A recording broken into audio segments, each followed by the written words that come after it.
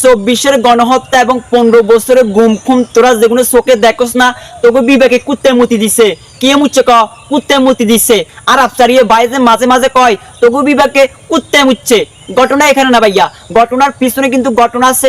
এই ঘটনার শেষ কোথায়? গরিব দুঃখী মেহনতি মানুষের সংসদ থেকে এই যে আওয়ামী লীগ লয়ে আর কথা কইতাম চাই না। এখন কত হচ্ছে যায় কি, এই যে 24-এর গণহত্যা, তারপরে যায় 15 বছর গুম খুন, তারপরে আয়নাগর মিথ্যা মামলা।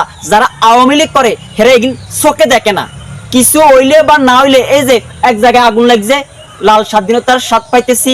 এই যে এখানে আলুর দাম বাড়ি গেছে, লাল স্বাধীনতার স্বাদ পাইতেছি। এই যে এখানে একটা ছাত্র আত্মহত্যা করছে, লাল স্বাধীনতার স্বাদ পাইতেছি। এখন কত হচ্ছে যায় কি, আসল স্বাধীনতাটা কোনটা আমরা আওয়ামী লীগ থেকে জানতাম চাই। কারণ হচ্ছে যায় কি, এখন বলে লাল স্বাধীনতা চলতেছে, ডক্টর ইউনূস সাহেব আছে ক্ষমতায়, এখন আওয়ামী লীগ বলতেছে লাল স্বাধীনতা। এখন সবুজ স্বাধীনতা কোনটা আমরা একখানা গরিব দুঃখী মেহনতি মানুষের সংসদ থেকে আমরা জানতে চাই।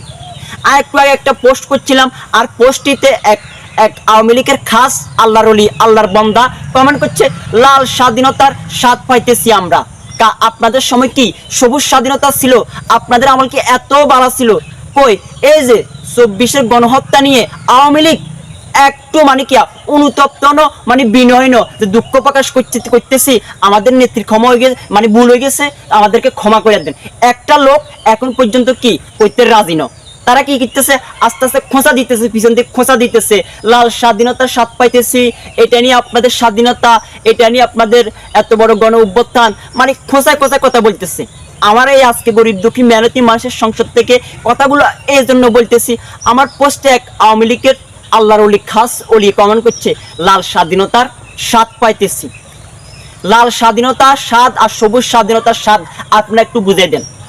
আপনাদের কাছে যদি ওই যে স্বাধীনতা থাকতো, ওরকম সবুজ স্বাধীনতা হচ্ছে আপনাদের কাছে কি, এই যে লক্ষ লক্ষ কোটি টাকা চাঁদাবাজি দান্দাবাজি করতে হতেন, তাহলে আপনাদের কাছে কিয়া এটা হচ্ছে সবুজ স্বাধীনতা। শুক্রে আসতে দিন হয় নাই, এই যে ডক্টর ইউনূস ক্ষমতায় বসে, সেটা আপনাদের সহ্য হইতেছে না। আপনারা এই যে কি চান, নির্বাচন দেন। দীর্ঘ 15টা বছর যে এই যে বিভিন্ন রাজনৈতিক দলগুলারে একবারে টেকনাপের উত্তর দিয়ে মতিনকে একটা দোয়ানের বার হিসেবে দিয়ে হারাই রেখেছেন, এই যে ভোটে অংশগ্রহণ করতেন দেন না, তাহলে তাদের কাছে কিরকম লাগছে? এখন তোকে বিভাগের যদি একটু প্রশ্ন করো, তোকে বিভাগের কুত্তেমুতি দিয়ে যাবে বই, এটা গরিব দুঃখী মেহনতি মানুষের সংসদ থেকে কই। আর বিভাগেও তো কুত্তেমুতি মাঝে মাঝে কি কইছি কথা বুঝোস না ভাইয়া? মানে আমি জানতাম যে গরিবের সংসদ থেকে সবুজ স্বাধীনতা কোনটা, সেটা যদি আওয়ামী লীগের লোকজন ভাই ব্রাদার আল্লাহর ওলিরা যদি একটু বুঝে দিতেন, তাহলে খুবই উপকৃত হইতাম। বুঝছেন কি কইছি কথা ভাইয়া? ভাই তেল মারার সুযোগ নাই, দালালিও করার সুযোগ নাই। আপনার আমলে কি আমরা ভালো ছিলাম? জনগণ কি ভালো ছিল না? জনগণ ভালো ছিল না। এই যে এখন ডক্টর ইউনূসের লোকজন ভালো আছে, সমন্বয়ক বলেন যারে বলেন তারা ভালো আছে, তারা অর্ধশত কোটি টাকা BMW ফাইজারে তো চলে, তারা ভালো আছে।